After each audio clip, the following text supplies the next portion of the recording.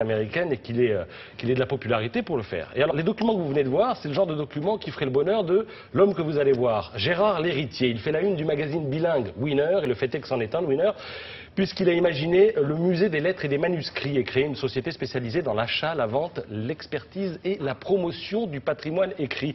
Cette société propose maintenant d'investir carrément dans les manuscrits qui ont une valeur littéraire, historique, scientifique, politique. Il est possible d'acquérir des collections entières, soit à titre personnel ou alors soit en indivision, on se met à plusieurs.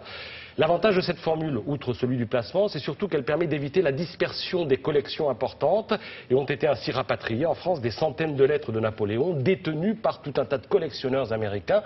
Tout est expliqué dans le magazine Patrimoine privé de ce mois-ci. Alors, et puis, si vous voulez avoir un aperçu de la collection inestimable dont dispose justement la société Aristophil qui propose ses services et réunit tous ces documents, jetez un œil au magazine Plume.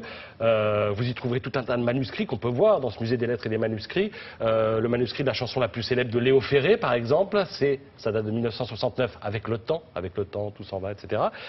Mais aussi la fiche récapitulative de l'affaire Landru, avec, regardez, le nom des victimes, leurs biens et à chaque fois quelques anecdotes. Là, on le voit, Landru en photo avec Fernande Ségré, qui était sa maîtresse ou l'une de ses maîtresses. Je reviens vous en parler plus en détail tout à l'heure, si vous le souhaitez. Et je sens que vous le souhaitez.